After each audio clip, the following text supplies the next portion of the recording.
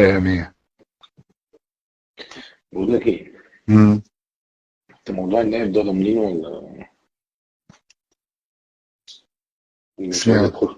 مش عايزك تخش في الريسك ده زي المره اللي فاتت. امم بس دي هتلخبط كل حاجه، فاهم؟ امم تتلخبط كل حاجة ازاي بقى؟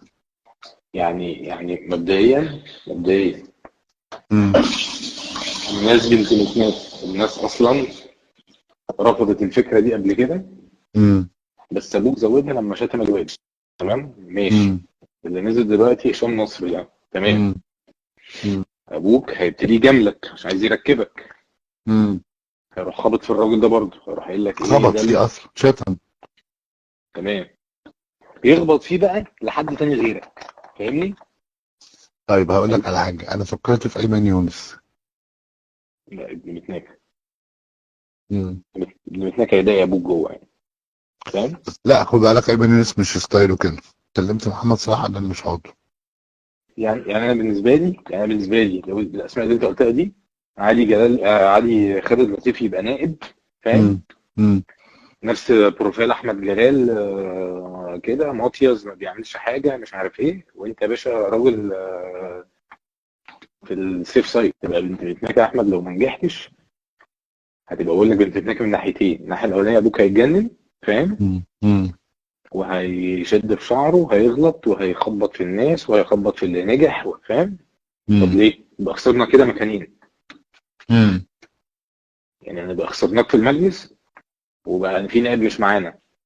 امم طب ما نعملها بقى بالشياكه، يبقى النائب معانا واحمد في المجلس زي ما انا كده بره وليا صلاحيات رئيس نادي اصلا، فاهم؟ الناس بتتعامل امم معانا، الناس امم ملهاش لازمه خالص يعني. انا بقول لك انا وجهه نظر، انا كنتش اعرف طب اصلا انت، ما اعرفش ان بكره اخر يوم بابا اللي قال لك ولا انت دي فكرتك. بابا بس كانت فكرتي برضه. لا، فكرتك دي يا باشا، انت راجل هتنزل بقى في يوم من الايام رئيس. طول ما انت احمد بابا في المجلس الناس مش هتقبلك رقم اثنين.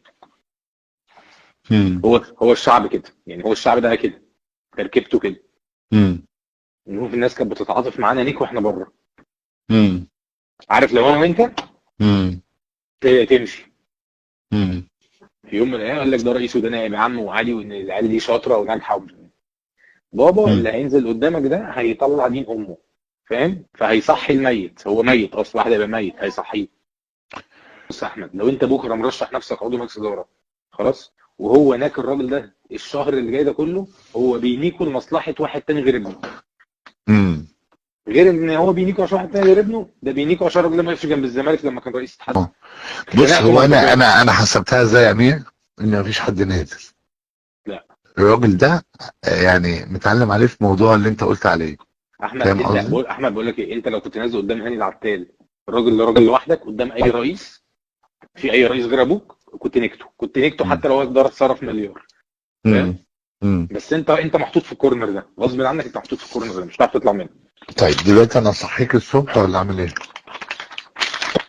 بس ماشي، يلا، سلام.